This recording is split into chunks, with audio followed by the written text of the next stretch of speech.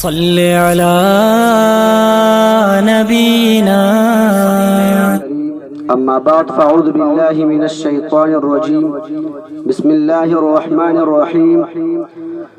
تجھ کو ملے ہیں قریہ مہتاب میں گڑے، تجھ کو ملے ہیں قریہ مہتاب میں گڑے، مجھ کو تو پتھروں میں بھی رعنائیاں ملی.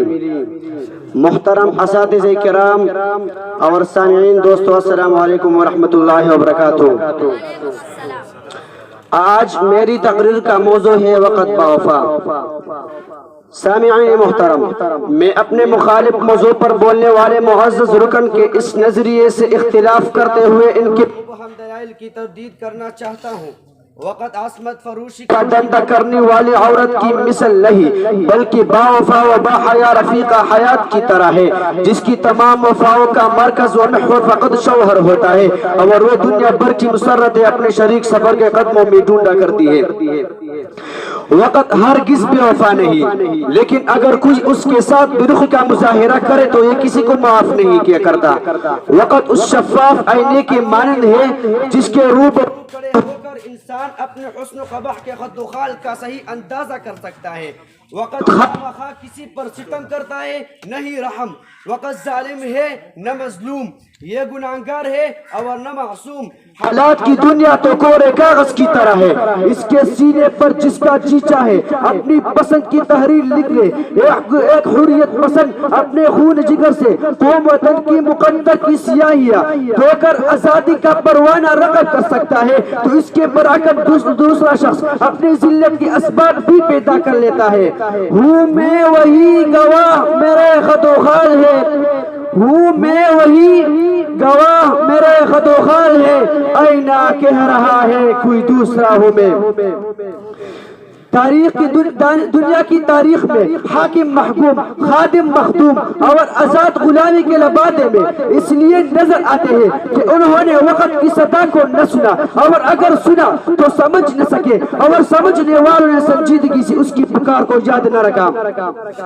ارے میرے دوست کو یاد رکھنا چاہیے کہ قلعے مکینوں کے نہیں بلکہ مکین قلعے کی عبادت کیا کرتے ہیں. بہادر شاہ ظفر نے اگر اونچی دیواروں کو اپنا محافظ اور شاہی قلعوں کو تصور نہ کر لیا ہوتا تو یقیناً وہ جیل کے سلاخوں میں اپنی بے بسی کا رونا نہ ہوتا.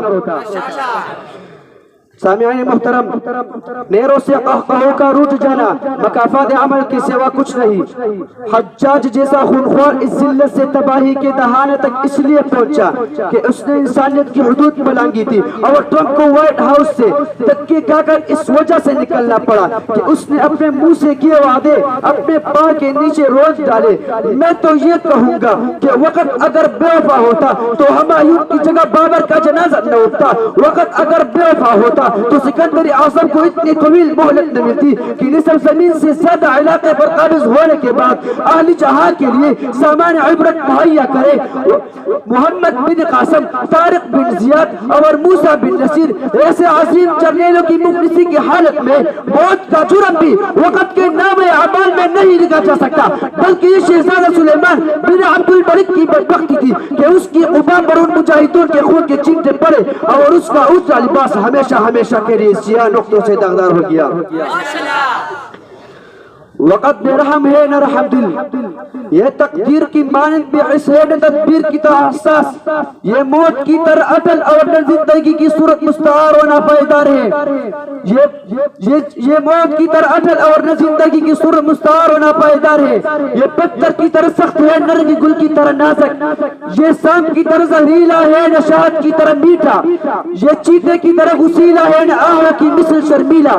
بلکہ وقت تو ایک آئینہ ہے جو کسی کو دھوکہ نہیں دیتا اور دیکھنے والوں کو صحیح صورت دکھاتا ہے. اس لیے وقت کو بے وفا کہنا اپنی کمزوری اور بے بصری کا اعتراف کرنے کے برابر ہے. سامعین مکرم، وقت اگر سقراط کو حق بات کہنے، اس پر اڑا رہنے اور پھر زہر کے گون حلق میں اتارنے کا حوصلہ نہ دیتا تو یقیناً تاریخ کی کتابوں میں کسی حاشیے پر بھی اس کا تذکرہ نہ ملتا. سقراط کو دائمی شہرت کا سزاوار ٹھہرانا وقت کا ایک ادنا نمونہ وفا ہے. ہر کسی کی تربیت کرتی نہیں قدرت مگر، ہر کسی کی تربیت کرتی نہیں قدرت مگر، کم ہے وہ طائر کے ہے دام قفس سے بہرمند، ما علینا الا البلاغ